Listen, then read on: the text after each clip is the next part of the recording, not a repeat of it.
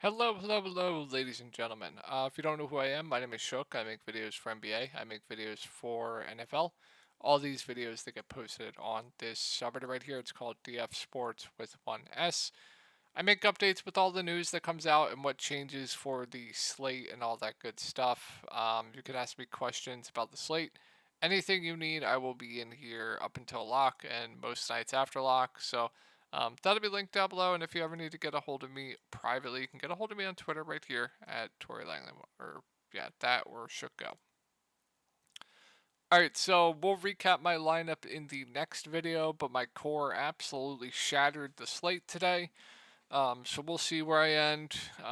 My core today was Luka Doncic, smash. Miles Bridges, smash. Ish Smith, smash. At least one of Draymond Green and Jonathan Kuminga, smash. So the core is just absolutely nuking right now. We'll see where I end. I made a horrible pivot at the last minute once Derek Jones Jr. and Dante Exum got rolled out. I swapped off of Anthony Edwards and I swapped onto Tim Hardaway Jr. and someone else. So that's probably going to come back to haunt me big time. So probably going to cost me a lot of money actually. Maybe might cost me in cash as well.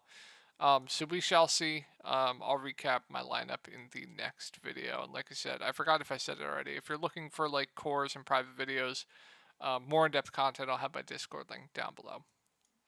All right, let's get into this video. It's gonna be a quick one, guys. Three game slate, pretty disgusting one. A lot like look at this Portland injury report. Just not even an injury report, just the Portland's questionable tags. Just it's gonna be such a headache. It's hard to break down Portland right now too. So yeah, it's a tough video here. Make sure you're on Reddit where I do make updates. Good thing with Portland though, they do typically give us injury news pretty early. So hopefully we do get that news, throughout the day. So I can update you guys. Personally, I would hope it's later. And we all play for the late news. But if it comes out early, that's good too. It's fine. All right, Toronto, Atlanta. So quickly going to continue to be out for this game. We also have Jakob Poeltl doubtful. So if they go with that same starting lineup of Scotty Barnes at the point with Bruce Brown in the starting lineup, I mean, I do like Scotty Barnes quite a bit. Even at this price point, I still think he's a good play. I don't think people realize Emmanuel Quickly was the highest usage player on this team ever since coming over to Toronto. So it's going to be a pretty big usage bump to the main guys here. So I still like Scotty Barnes quite a bit at this price point. Solid rebounder. He can rack up defensive stats. He's gonna have the ball in his hands a lot more. So I still think solid. I still think Scotty Barnes is pretty solid play at 9K. I like him quite a bit. RJ Barrett gets a bump as well. I would say he's more priced right at this price point, but he's still firmly in play. Like we know he does have an insane ceiling, especially when he's hitting shots.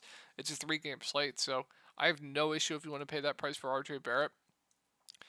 Assuming Schroeder comes off the bench, I still think he's solid. Like he was gonna play around 30 minutes. I don't know if he would have closed. We'll see. Pretty much everyone got pulled a bit early. I don't think he would have closed. Like I would say about 28 to 30 minutes does seem about right for him.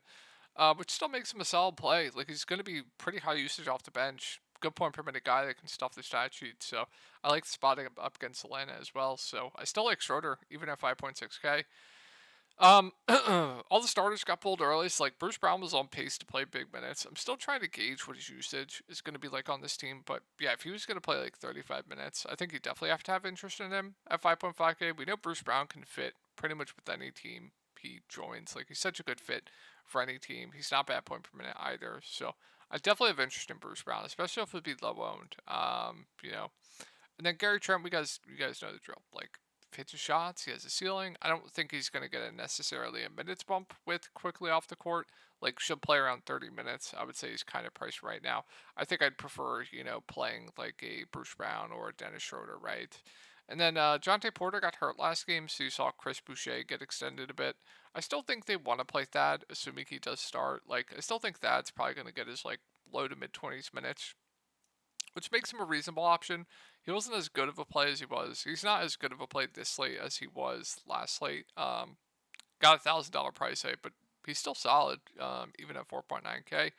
We'll see if they go back to like Jonte Porter in the starting lineup. You can go to like a Jonte Porter. Chris Boucher should play low teens minutes. Fine dart.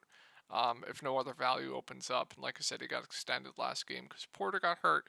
Dick will be in the rotation, but I don't think I really go to anyone else there. Moving on to Atlanta, it's an okay spot. So like Trae Young at the top, I think she'll play high 30s minutes, stat sheet stuffer, double upside every single day. So I do think Trae Young is a bit too cheap. So Trae Young going to be a good spin up on the slate. Looking at like all the other spin ups on the slate, we don't have much, right? We could have Bradley Beal out, but we have a lot of good mid range plays in the slate that we'll talk about in this Chicago game in a few minutes. But yeah, I think Trae's a bit too cheap. Everyone's still priced up from when Trae Young was out. So like DeJounte Murray, more of a contrarian play for me at 8.5K. Jalen Johnson, I would say, is priced right. He still does have a ceiling though, and he's still going to play big minutes. Good rebounder that can do pretty much everything for this team. So like, if you want to play him, I'm not going to say no. I would say he's priced right though. And then Bog, I think Bog's like solid. Now the prices come back down to 6.1K. Should play around 30 minutes.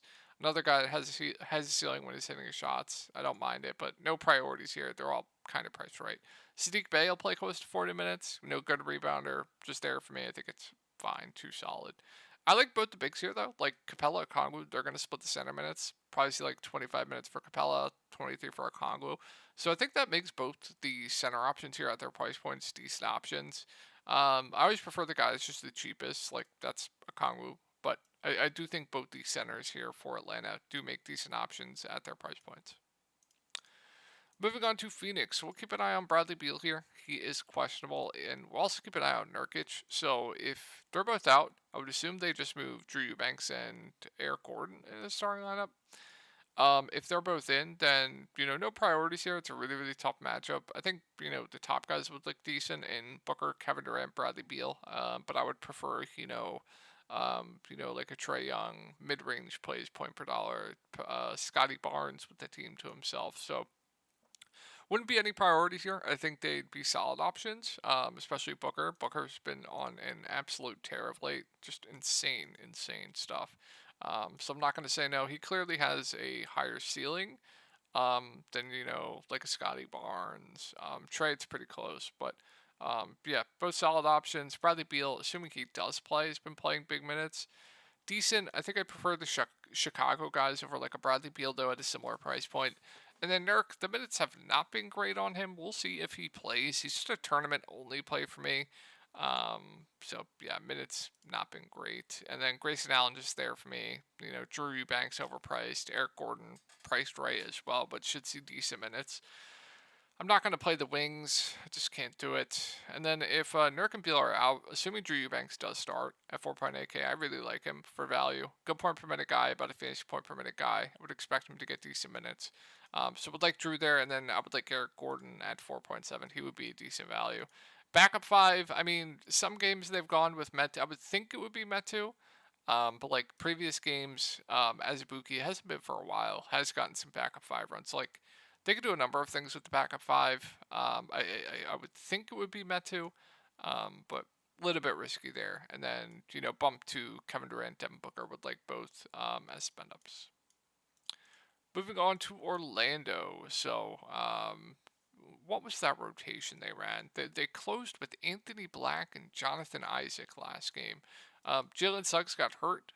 He will be back for this game. So starting lineup they've been going with Marco Fultz, Jalen Suggs, Wendell Jr., Franz Wagner, and Paolo Banchero. So assuming Wendell Jr. continues to start, which I would expect him to continue to start here, I still think he's too cheap at 6.2K. Goga's was a DMP last game. They played a little bit of Mo. So like I think they want to play Wendell Jr. right now, all the minutes he can handle. So I still really like Wendell Jr. even at this price point. Paolo fine at 8.3K. Franz I would say is priced right. I think I prefer the price point on Paolo at 8.3. And then with the guards, so like I said, they closed with Anthony Black last game. I think the closing lineup will usually be two of these three guards, usually. Marco Fultz, probably my favorite of the three guards, but they can kind of go with the hot hand here between these three. But if you get 30 minutes, Marco Fultz at 5.1K, he is too cheap. He would definitely be my favorite of these three. Suggs playable, and then we know Cole Anthony has a ceiling as well. So like these three guards are firmly in play at their price points. And then I don't know if I touch any of this value. I don't think I'm gonna. If you want to go to like a Jonathan Isaac or a Joe Ingles, if you need a super cheap option, they're both fine punts. I'm not gonna play Anthony Black. You couldn't pay me to play him. All right, probably my favorite game to target here. No Levine, no Patrick Williams. We'll see what they do with the starting lineup. They can move like a Dalen Terry into the starting lineup, or they could do like a. They really like that triple guard lineup with Caruso, Io, and Kobe White. Like those three do play alongside each other a decent amount. I don't know if they'd want to start all three though. Like you can look here, like Io does play alongside Caruso and Kobe White a decent amount. So we'll see here. But with Patrick Williams out, the main bumps are going to be the main guys, and Io DeSumo. So really good spot here. I absolutely love this Chicago team. I really, really like Vooch. Portland has been dog up against opposing bigs. It's just a god spot for him. I really, really like Vooch here. I really like DeMar here in this spot going up against Portland. I think Kobe White's a very solid play. What else? Caruso at 5'6". Very, very safe. Going to play big minutes. I think Io's a solid value at 4.8K. If they start like a Dalen Terry, you can go to a Terry at 3.2K for value. Maybe we see some Terry Taylor, not entirely sure there. Andre Drummond, get the backup 5. Now that he's priced down, I don't mind him for values. Like, there's a ton to like here with this Chicago team. Probably one of my favorite teams to target. In a really, really good spot up against Portland. And then this is just unbelievable. I don't know what to do here. So if we take a look at last rotation for Portland, Jeremy Grant got injured right away because I played him on Showdown, and Scoot Henderson got injured right away. Um, so this is tough to talk about right now. I will say, if we get a situation where everyone's in, which I highly doubt that's going to happen, but if we get a situation where everyone's in, then Simons, Brogdon, they'll lead the way offensively. Both would be decent options. Grant would be priced right. DeAndre Ayton's playing huge minutes right now, so I don't mind him at 6.9K. Jabari Walker's just there, and then I don't know if I get to any of the value.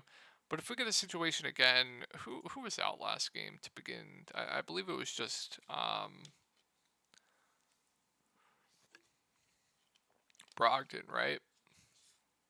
If we get a situation where just Brogdon's out and everyone's in from last game, then I really, really like Simons at the top. I think Grant would be a very solid option. DeAndre Ayton doesn't really change much for me. Walker would be in play.